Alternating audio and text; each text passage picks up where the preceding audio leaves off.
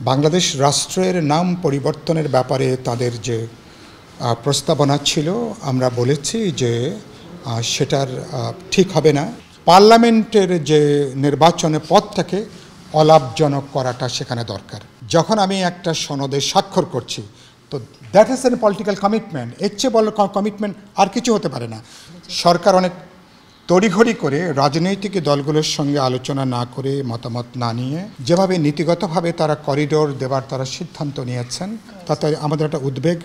বাংলাদেশ রাষ্ট্রের নাম পরিবর্তনের ব্যাপারে তাদের যে প্রস্তাবনা ছিল আমরা বলেছি যে সেটার ঠিক হবে না, কারণ আমরা একটা ঐতিহাসিক রাজনৈতিক একটা উত্তরাধিকারের মধ্য দিয়ে পাকিস্তানের জমানা 23 বছর, পরবর্তীকালে আমাদের মহান মুক্তিযুদ্ধের মধ্য দিয়ে আমাদের যে গণ আকাঙ্ক্ষা, সেই গণ আকাঙ্ক্ষার বহিঃপ্রকাশ হয়েছে আমাদের বাংলাদেশ রাষ্ট্রের যে নাম।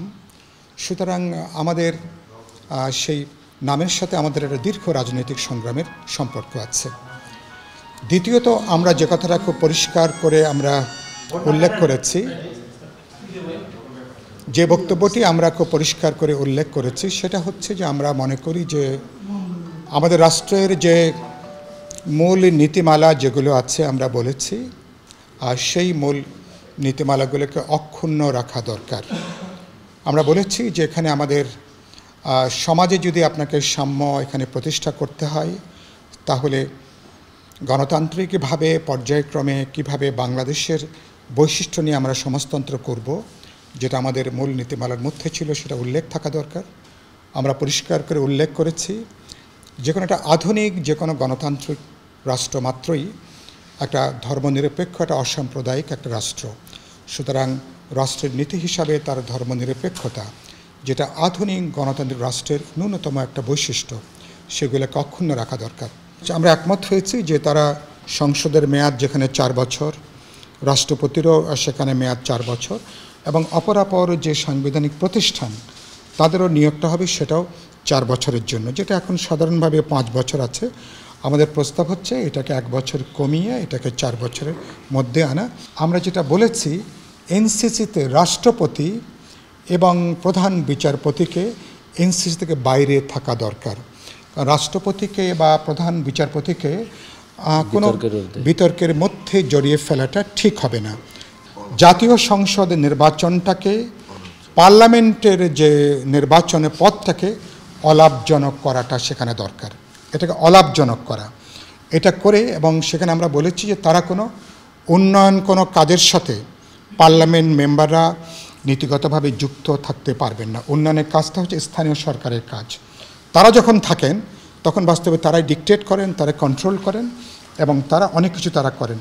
আরেকটা হলো পার্লামেন্ট মেম্বারদেরকে থোক বরাদ্দর নাম করে বিভিন্ন, আমরা সরকারের সময় দেখেছি রাষ্ট্রের বিশাল অঙ্কের টাকা পার্লামেন্ট মেম্বারদেরকে থোক বরাদ্দর নাম করে দেওয়া হয়, যেটা যখন যারা সরকারে থাকেন, যেটা তাদের স্বার্থে এই টাকাগুলোর এক ধরনের অপচয় হয়, দলীয় কাজে টাকাগুলো কিন্তু ব্যয় হয়।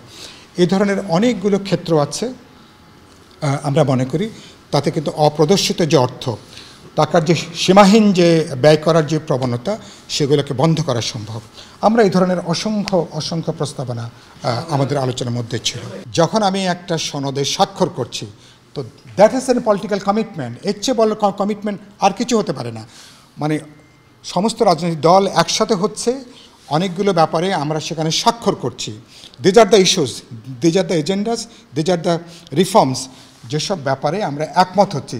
যখন আপনি স্বাক্ষর করছেন তখন এটাই একটা ম্যাগনা কার্টার মতন। যখন আমরা একমত হব চুক্তি, আমরা বলেছি এরপরে পপুলারলি ইলেক্টেড যে পার্লামেন্ট, জনগণের ভোটের মধ্য দিয়ে যে পার্লামেন্ট গঠিত হবে, আমাদের পার্টি বিবেচনায় সেই পার্লামেন্টেই আমরা বলেছি, সেই পার্লামেন্টে আমরা বাদবাকি যে সংস্কার বলি, পরিবর্তন বলি, অথবা কোনো অনুচ্ছেদ যদি পুনর্লিখন করতে হয় তাহলে সেটা ভবিষ্যৎ পার্লামেন্ট সেটা করবে। তো আমি উদ্বিগ্ন এই জায়গা থেকে সরকার অনেক তড়িঘড়ি করে রাজনৈতিক দলগুলোর সঙ্গে আলোচনা না করে, মতামত না নিয়ে, একটা পরামর্শ না করে যেভাবে নীতিগতভাবে তারা করিডোর দেবার তারা সিদ্ধান্ত নিয়েছেন তাতে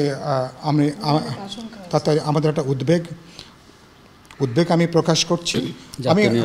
আমি মনে করি যে এর সঙ্গে বাংলাদেশের আমাদের সার্বভৌমত্ব, জাতীয় নিরাপত্তার প্রশ্নটা সরাসরি যুক্ত।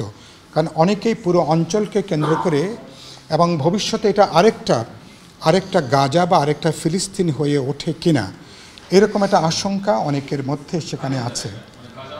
তো সেটা তো এখানে নানা ধরনের নানা পরাশক্তি এখানে কাজ করছেন। বাংলাদেশ মানবিক সহায়তা দেওয়ার জন্যই তো এই 12-14 লক্ষ রোহিঙ্গাকে আমরা যে আশ্রয় দিয়েছি। বাংলাদেশ সমসাময়িক কালে একটা অসাধারণ গুরুত্বপূর্ণ ভূমিকা আমরা পালন করেছি। এখনও তাদের ব্যাপারে আমাদের পরিবেশ বিপর্যয়, অনেকগুলো মানবিক বিপর্যয় ঘটছে আমাদের টেকনাফ, উখিয়ার এই অঞ্চলে। তারপরেও এখনও পর্যন্ত তাদেরকে আমরা নিচ্ছি। কিন্তু দুর্ভাগ্যজনকভাবে যাদেরকে এত বছর বন্ধু হিসেবে আমরা ট্রিট করছি, মায়ানমারে তাদের নিরাপদ প্রত্যাবাসনের ব্যাপারে কোনো বন্ধুরাই এখনও প্রকৃত বন্ধুত্বের তারা পরিচয় তারা দিতে পারেন নাই। এটা হচ্ছে আমাদের জন্য দুর্ভাগ্যের জায়গাটা। সুতরাং আমরা তাদের, কারণ ওখানে রাখাইন অঞ্চলে খাদ্য সংকট আছে, এবছর খাদ্যশস্য কম হয়েছে, বলা হচ্ছে প্রায় 70-80% মানুষের কোনো খাদ্য নিরাপত্তা নাই। সেগুলোকে কিভাবে করা যায়, নিশ্চয়ই জাতিসংঘ সহ এটাকে নিশ্চয়ই বিবেচনার প্রশ্ন আছে। কিন্তু বাংলাদেশের জাতীয় নিরাপত্তা, আমার জাতীয় সংহতি, এটাকে নিশ্চয়ই আমরা ঝুঁকির মধ্যে ফেলে আমরা এমন কোনো কাজ করব না যাতে ভবিষ্যতে এটা আমাদের নিরাপত্তার জন্য বড় একটা ইস্যু হয়ে দাঁড়াতে পারে। তো দুর্নীতির যে পরিমাণ মহামারী চলছে, 16 বছর তো চলেছেই, এবং গত 8 মাসও কিন্তু দুর্নীতির এই মহামারীকে আমরা কিন্তু আকাঙ্ক্ষা অনুসারে আমরা কিন্তু রোধ করতে পারিনি। এটাই হলো বাস্তবতা।